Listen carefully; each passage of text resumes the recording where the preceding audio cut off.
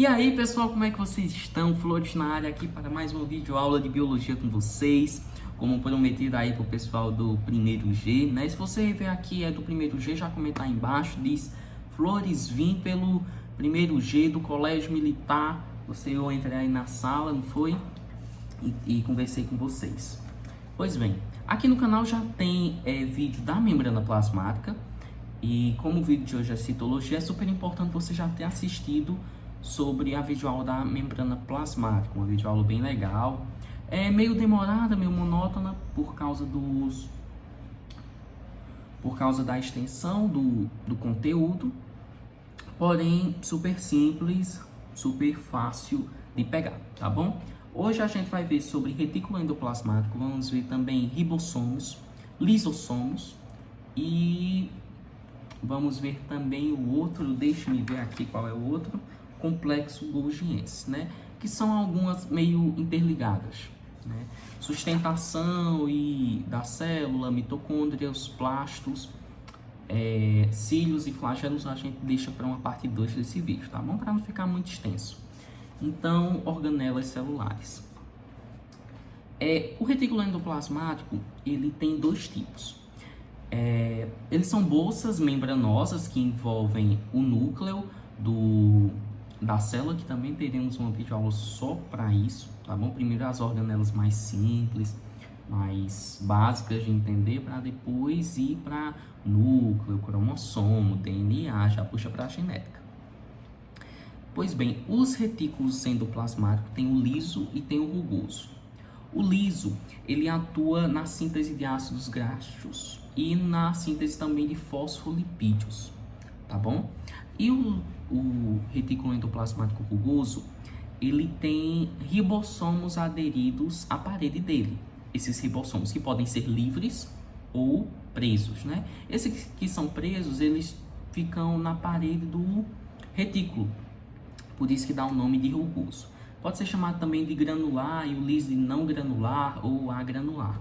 Depende do autor que você estiver estudando, tá bom? Mas é basicamente isso. Uma coisa importante.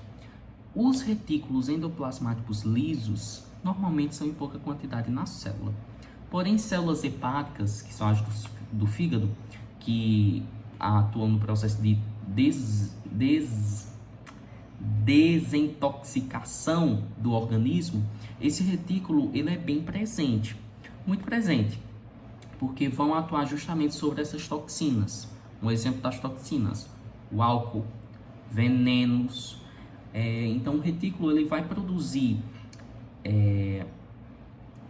materiais e tudo que vão atuar sobre essas toxinas, tá bom? E o rugoso é, em tese, só a síntese de proteínas, tá bom? Falar bem por cima do rugoso, síntese de proteínas, como já disse, porque a gente vai ver agora ribossomos, que é um pouco completo. Os ribossomos, eles são grânulos que existem na célula e podem ser de dois tipos, ou presos ou soltos. Essa terminologia, claro que não é utilizada, esse termo, né, preso, livre, solto, mas vocês vão entender o que é que eu estou querendo dizer. Se ele é preso, ele é aderido à parede do retículo endoplasmático. Se ele é solto, livre, ele está ali no citosol, no citoplasma, que é o líquido gelatinoso que preenche a célula, tá bom? Os presos, eles produzem proteínas para do lado, ou para a membrana celular, proteínas que podem ser usadas ali para a membrana celular, ou também para exportação, né, de secreção. Então, tipo, o retículo endoplasmático rugoso tem ribossomos. Esses ribossomos produzem proteínas. Beleza, Flores, eu entendi. Mas para onde que essas proteínas vão? Essas proteínas ou vão para a membrana plasmática ou vão para o complexo de Golgi para serem secretadas. E o complexo de Golgi a gente vai ver daqui a pouquinho. E os soltos, eles fazem proteínas para o interior da célula. Proteínas que serão usadas dentro da célula para atividades celulares, tá bom? Porque proteína é extremamente importante para a célula, para a atividade celular. Então, os que estão soltos ali no citosol, eles vão produzir as proteínas para a própria célula, para o interior da célula. Aí quando ele se adere ao retículo endoplasmático rugoso, ele vai produzir para a membrana plasmática, para a membrana celular, né? Ou para a secreção, processo celular de secreção. E já que eu falei em secreção, eu vou completar aqui o complexo de Golgi, ou complexo golgiense. O termo mais utilizado que tem a evolução, né? Que o Camilo Golgi, uma de suas observações, ele observou esse complexo. Aí com o avanço da microscopia, né, viram que realmente tinha esse complexo e deram o nome de Golgi em homenagem ao Camilo Golgi, um cientista.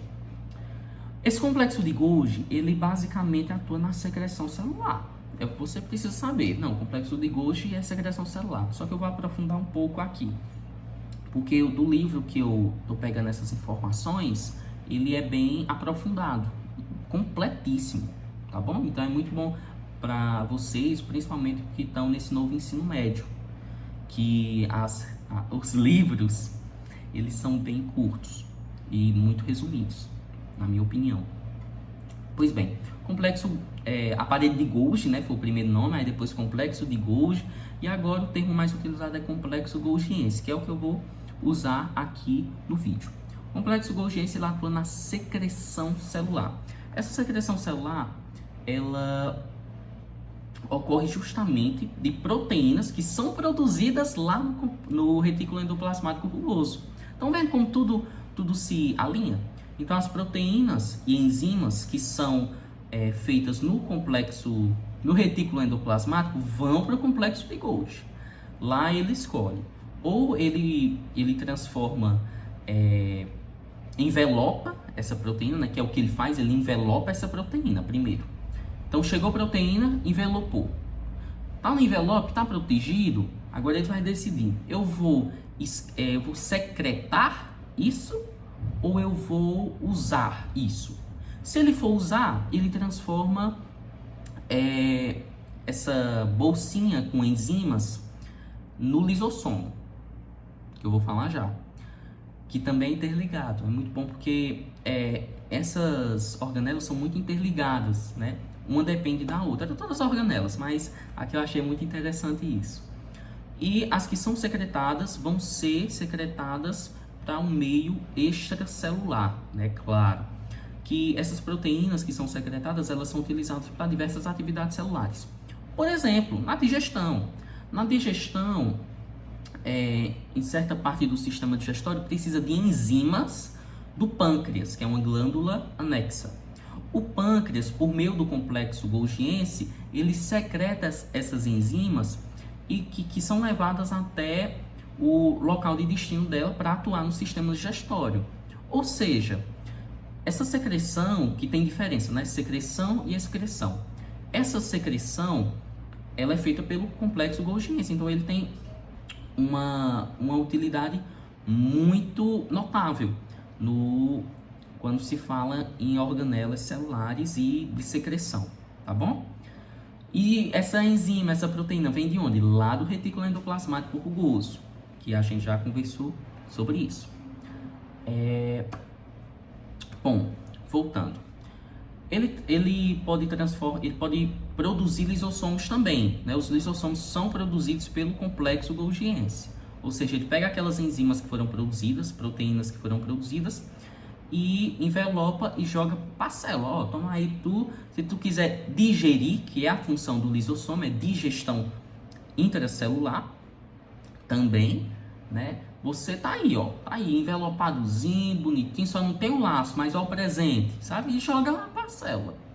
No que ele joga para a célula, ele se transforma num lisossomo, que vai atuar na digestão intracelular. Só que esse complexo de Golgi, ele também pode atuar no acrossomo. O que é o acrossomo, Flores? O espermatozoide, que é o gameta masculino, ele tem a cauda, que a gente vai falar em outro vídeo, quando estiver falando de centríolos e cílios, e ele tem uma cabeça. O gameta masculino tem essa cabeça que uma cabecinha mesmo, que ele é um oval assim, que nada, né? Essa cabecinha do gameta masculino, ela tem a função de perfurar o gameta feminino e jogar o seu material genético lá para se fundir e formar um ovócito secundário, um zigoto, né? Um zigoto. Aí o que é que acontece? Esse cromossomo, ele precisa perfurar. Esse cromossomo não, perdão, gente. Esse espermatozoide precisa perfurar o gameta feminino. Para perfurar esse gameta feminino, ele precisa de enzimas, ele precisa de enzimas que vão quebrar a parede do gameta feminino para ele entrar, aquela partezinha. Aí, o complexo golgiense, ele produz esse acrossomo e manda lá pro norte da célula para ficar bem aqui. Aí quando chega no gameta feminino, ele perfura e joga ali o seu DNA e tudo para se fundir. Aí já é embriologia e depois, em outro momento, eu converso sobre com vocês. Aí pronto. Se lembra que o complexo de Golgi, ele, quando envelopa as proteínas, as enzimas digestivas, e joga para a célula, ele vira um lisossomo? Aquilo ali vira um lisossomo? Pois bem, o lisossomo, ele tem participa da digestão intracelular. Então, se chegou alguma coisa de fora lá, um fagossomo, um pinossomo, que a gente falou na aula de membrana plasmática, ele pega, envolta-se ali e digere, destrói, né? E, como eu falei, ele tem uma enzima digestiva e tem a bolsinha. Onde é que é constituída a bolsa? Complexo golgiense. E as enzimas? Retículo endoplasmático rugoso, que é onde produz as enzimas e essas proteínas. Quem tem muito lisossomo é uma célula de defesa chamada macrófago. Os macrófagos, eles vão literalmente matar, englobar aquele agente estranho que entrou no seu corpo e vão matar mesmo, vão destruir. Para essa destruição acontecer, eles precisam de muitos lisossomos. Então, ali no macrófago tem muito desses lisossomos que vão ingerir essa galera aí. E lisossomos a gente chama, que tem dois, né? O primário e o secundário. O primário, ele é o lisossomo que acabou de sair do complexo golgiense. Ele tá ali de boa na célula. Entrou um fagossomo, entrou um agente estranho, um pinossomo, ele vai englobar aquilo ali. Ele engloba aquilo ali e come mesmo, né? Ele engloba, come o fagossomo, o pinossomo. Aí quando ele ingere ali, tá digerindo, ele é chamado de lisossomo secundário, depois que já tem outro agente lá junto com ele. Esse lisossomo também, ele atua na juventude da célula. O que é que acontece?